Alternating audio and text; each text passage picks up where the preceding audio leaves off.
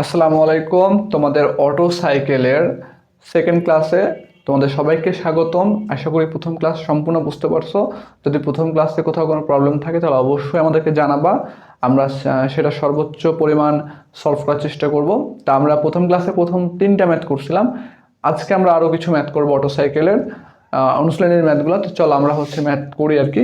তো আমাদের 4 number math এখন যদি আমি বলি, 4 নাম্বার যে ম্যাথটা, 4 নম্বর ম্যাথে বলছে দেখো একটি মোটরসাইকেলের দক্ষতা 50%, অর্থাৎ আমাদের দক্ষতা দিয়ে দিচ্ছে মোটরসাইকেলের দক্ষতা দেওয়া আছে কত 50%, অর্থাৎ বলছে কত 0.5 এই মানটা দেওয়া আছে আমার কাছে। এবং বলতেছে দেখো যে ইহার সংকোচন অনুপাত মানে কম্প্রেশন রেশিও অর্থাৎ আরসি, এই আরসির মান কত হবে যদি আপেক্ষিক তাপদ্বয়ের অনুপাত 1.4 হয়। তাহলে আপেক্ষিক তাপদ্বয়ের অনুপাতকে বলতেছিলাম আমরা গামা, এই মানটা দেওয়া হচ্ছে কত 1.4। তাহলে আমাদের বলছে আরসি এর মানটা কত, আরসির মানটা কত এই মানটা বের করতে হবে। তো আমরা এফিসিয়েন্সি নির্ণয়ের সূত্র কি জানি, দেখো যে we know efficiency eta equal to 1 - 1 divide by RC gamma minus 1, এই মানটা আমরা জানি। তাহলে এখন দেখো এখান থেকে এফিসিয়েন্সি কত 0.5 ইকুয়াল 1 - 1 ডিভাইড বাই আরসি কত, আরসিটা আমরা বের করব। তাহলে 1.4 - 1, তাহলে এখান থেকে কি বের হবে, এখান থেকে আরসি বের হবে। তাহলে আরসির মানটা কত আসতেছে আমাদের একটু যদি দেখি ক্যালকুলেশন করলে 5.656, এইটা হচ্ছে আমাদের অ্যান্সার। তো আমার কাছে এই মানটাই চাইছে, আমার কাছে এই মানটাই চাইছে। তো আশা করি তোমরা বুঝছো। এখন যদি আমরা 5 নম্বর অঙ্কটা দেখি একটু, যে 5 নম্বর অঙ্কে আমরা কি বলছে। 5 নম্বর অঙ্কটা বলতেছে দেখো যে একটি অটোসাইকেল ইঞ্জিনের বোর অর্থাৎ কি ব্যাস দেওয়া আছে কত 13.7 সেন্টিমিটার। তাহলে আমাদের বোর দেওয়া আছে ডি হচ্ছে 13.7 সেন্টিমিটার দেওয়া আছে, এবং বলছে স্ট্রোক 13 সেন্টিমিটার। তাহলে স্ট্রোক বলতে কি স্ট্রোক দৈর্ঘ্য এলএস হচ্ছে কত 13 সেন্টিমিটার। এবং পরবর্তীতে বলছে দেখো যে ক্লিয়ারেন্স আয়তন 280 সেন্টিমিটার কিউব হইলে, অর্থাৎ ভিসির মানটা কত দেওয়া আছে আমাদের, ভিসি হচ্ছে 280 সেন্টিমিটার কিউব হইলে আমাদের সাইকেলের কর্মদক্ষতা নির্ণয় করো। কর্মদক্ষতাকে ইটার মান চাইছে আমার কাছে, কিসের মান, ইটার মান চাইছে। এবং গামার মান দেওয়া হচ্ছে কত 1.4, এই মানটা আমার কাছে দেওয়া আছে। তা আমরা সচরাচর কি জানি, ইটা সমান জানি আমরা, যে সূত্র যদি দেখি আমরা দেখো যে আমরা জানি eta equal to 1 - 1 divide by RC gamma minus 1। তাহলে আরসি বের করতে হবে। তো আরসি বের করতে গেলে আমরা আরসি সূত্র কি জানি, আরসি ইকুয়াল টু ভিসি মানে clearance volume plus stock volume divide by clearance volume. তাহলে আমাদের স্টক ভলিউম লাগবে, তাহলে আমরা স্টক ভলিউমটা বের করি। তাহলে ভিএস ইকুয়াল টু আমরা জানি pi divide by 4 into d square into LS. তাহলে pi divide by 4 into d স্কোয়ারের মান কত আমাদের 13.7, এরপর স্কোয়ার ইন্টু কত এলএস এর মান হচ্ছে 13। তাহলে এই মানটা আমরা ক্যালকুলেশন করলে আমাদের কত আসে সেইটা আমরা একটু দেখবো, ঠিক আছে। তাহলে ভিএস এর মানটা আসে 1916.35 সিসি, এই মানটা আসে। তাহলে আমরা দেখো যে আরসি সমান আমরা বলতে পারি যে RC equal to VS plus VC divide by VC. তাহলে অর্থাৎ 1916.35 প্লাস কত 280 ডিভাইড বাই কত 280। তাহলে এই মানটা কত আসে আমাদের যদি ক্যালকুলেশন করি 7.84 এই মানটা আসছে আমাদের। তাহলে এখন এখানে বসাই দিই, তাহলে 1 - 1 ডিভাইড বাই আরসি কত 7.84, 1.4 - 1। তাহলে এখন দেখো এখান থেকে আমাদের আসে কত ক্যালকুলেশন করলে 56.11%, এইটা হচ্ছে আমাদের অ্যান্সার। তো আশা করি তোমরা 5 নম্বর অঙ্কটা বুঝছো। হ্যাঁ, তোমরা যদি ডিপার্টমেন্ট পার বেসিক সহকারে একবারে খুব সুন্দর মতো ডুয়েট অ্যাডমিশনের জন্য অথবা গভর্নমেন্ট জবের জন্য শেষ করতে চাও, তবে আমাদের পেইড কোর্সে ভর্তি হতে পারো। আমরা ওখানে বেসিক থেকে সম্পূর্ণ আলোচনা করি।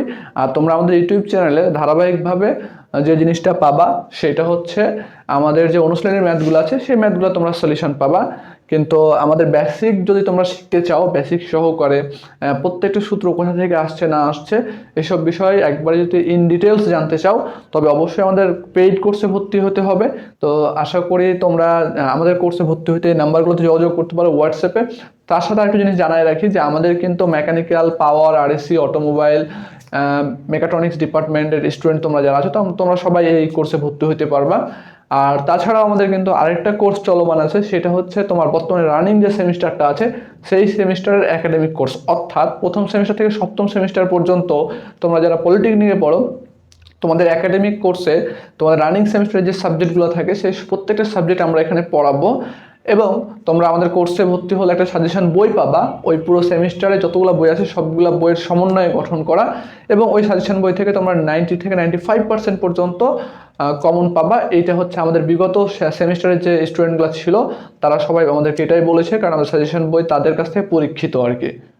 তো আশা করি তোমরা এই দুইটা ম্যাথ বুঝছো। এইবার আমরা 6 নম্বর অঙ্কটা যাব। আচ্ছা, আমি তোমাদের 6 নম্বর অঙ্কটা হচ্ছে স্ক্রিনে দিয়ে দিব, ঠিক আছে?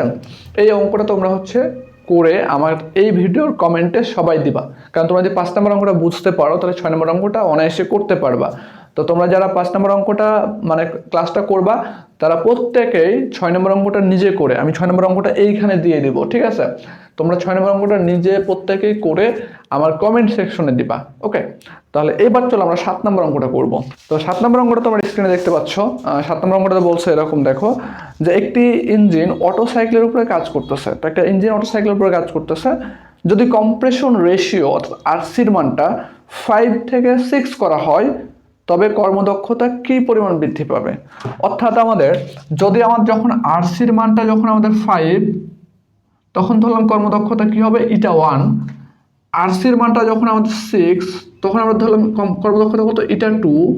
তাহলে আমাদের বলতেছে এই যে আমি 5 থেকে 6 নিয়ে গেলাম, এইখানে আমাদের কর্মদক্ষতা কতটুকু বাড়বে? তোমাদের বলে রাখি, কম্প্রেশন রেশিও যত বেশি হবে ইফিসিয়েন্সি তত হাই হবে, ঠিক আছে?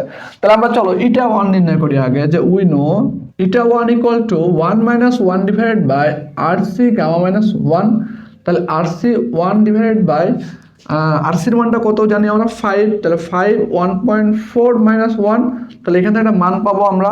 আবার এখানে চলো দেখি 1 minus 1 divided by RC gamma minus 1, তাহলে 1 মাইনাস 1 ডিভাইডেড বাই আরসি কত 6, 1.4 মাইনাস 1, তাহলে এখান থেকে একটা মান পাবো আমরা। তো মান দুটো যদি ক্যালকুলেশন করি আমরা তাহলে দেখি কত পাই। আচ্ছা, একটা হচ্ছে 47.46%, আর একটা হচ্ছে 51.16%, ওকে? তো এই দুইটা মান পাইছে। আমাকে চাইছে কি কতটুকু কর্মদক্ষতা বৃদ্ধি পাবে, তার মানে কার মান, তার মানে হচ্ছে ডেল ইটার মানটা আমার কাছে চাইছে, ডেল ইটা। তাহলে ডেলটা কত আমাদের বড় মাইনাস ছোট, তাহলে আমাদের বলতেছে কি আমরা ইটা 2 মাইনাস ইটা 1, তো ইটা 2 কত আমাদের 51.16% মাইনাস 47.46%, তাহলে এইটাকে ক্যালকুলেশন করলে কত আসে আমাদের 3.7%। এইটা হচ্ছে আমাদের অ্যান্সার, ওকে? তো আশা করি তোমরা বুঝছো। তো আজকে আমাদের ক্লাস এই পর্যন্তই। পরবর্তী ক্লাসে আবার দেখা হবে তোমাদের। আমরা অটোসাইকেলের আরো বেশ কয়েকটা ক্লাস নেওয়া লাগবে। তোমাদের অটোসাইকেলের যে ম্যাথগুলো করাইছি এখন পর্যন্ত এগুলো খুবই ইজি ম্যাথ, আমাদের কঠিন ম্যাথগুলো সামনে আছে আর কি, ওকে? তো আজকে এই পর্যন্তই। আসসালামু আলাইকুম ওয়া রাহমাতুল্লাহ।